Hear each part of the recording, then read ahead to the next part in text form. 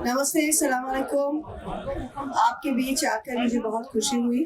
मैं ज़्यादा बात नहीं रखूंगी, पर मैं तृणमूल कांग्रेस की तरफ से यहाँ पे आई हूँ और हमारे लीडर ममता बनर्जी, आप सबको पता है कि वो पहले दिन से ये वक्फ बिल, ये वक्फ अमेंडमेंट के खिलाफ हमारे सारे ताकत लेके इस बिल को हम अपोज कर रहे हैं। जो हमारे सिलेक्ट कमेटी में गया है, वहाँ पे हमारे जो नदीमुल हक और कल्याण बनर्जी जो हमारे तरफ से रिप्रेजेंट कर रहे हैं, उन्होंने बहुत हार्ड लाइन लेके, बहुत टफ टॉकिंग करके इनकी अपोजिशन किया है।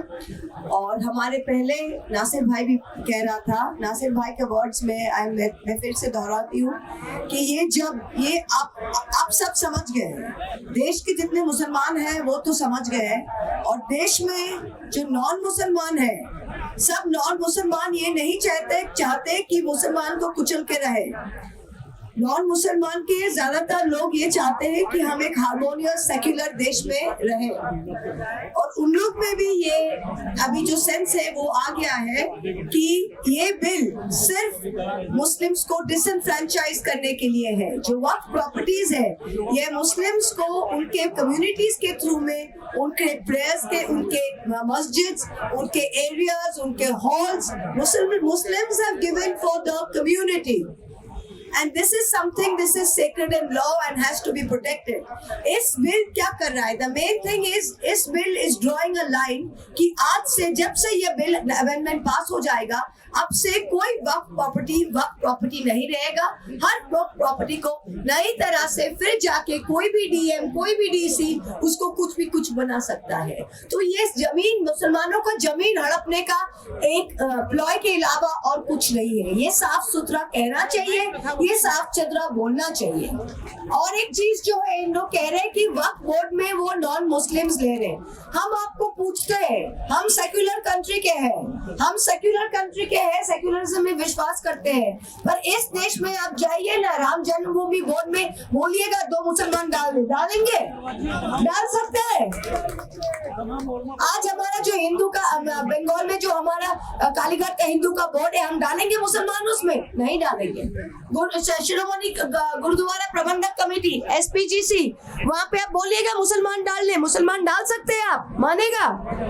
तो फिर इसमें, इस वक्फ बोर्ड में क्यों नॉन मुस्लिम्स जाएगा? I don't understand this. Her point में मुसलमान, जो हमारे देश के 200 करोड़ से भी ज्यादा आबादी है, इंडोनेशिया से सबसे ज्यादा मुसलमान इंडोनेशिया के बाद भारत में है, और बातों में ये मुस्लिम्स को डिसएनफ्रेंचाइज करना, मुस्लिम्स को ये फीलिंग देना कि आपका देश नहीं है, पाकिस्तान चले जाओ, बांग्लादेश चले जाओ। क्यों पाकिस्तान जाएंगे भाई? क्यों बांग्लादेश जाएंगे? 5 बार मिट्टी में, यहाँ पे इस मिट्टी में हम रहेंगे, कहीं नहीं जाएंगे।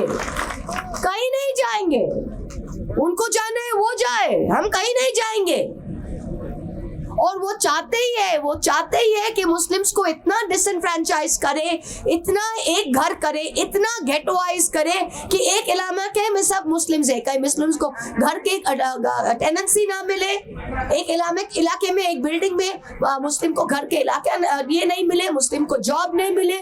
जिस प्रोफेशन में मुस्लिम्स काम करते थे, धीरे उस प्रोफेशंस में उन लोग ने हस्तक्षेप लेकर लिया है। अभी आप देखिए, ड्यूरिंग होली, आप देखे थे, होली में कह रहा है कि कोई मुस्लिम घर के बाहर मत जाएगा। तो यूपी के वर्दी पहना हुआ पुलिस ऑफिसर कोई कह सकता है कि कोई मुसलमान बाहर नहीं जा सकता है होली के दिन? हाँ, आप कोई पूजा के दिन, आप कोई ईद के दिन किसी हिंदू को बोल सकता है कि आप बाहर मत जाइए? हो सकता है क्या? तो ये जो रेटरिक है, ये डिवाइड एंड रूल, ये बीजेपी समझ गया है कि जितना डिवाइड एंड रूल करो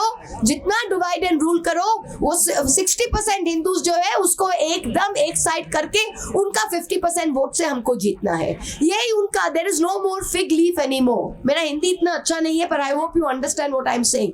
पर अभी कोई आंखों की जो शर्म है वो भी नहीं है। जो चीज 30 साल पहले ये चुप चुप के कमरों में बोलते थे, आजकल माइक लगा के कैंपेन में खुल्लम खुल्ला बोलते हैं, खुल्लम खुल्ला बोलते हैं। और क्या समझते? और ये सिर्फ, मैं तो कहती हूँ, ये सिर्फ मुसलमान का ड्यूटी नहीं है कि इसके खिलाफ खड़े होने का। हर right thinking person in this country has to stand up. Every right thinking country has to stand up.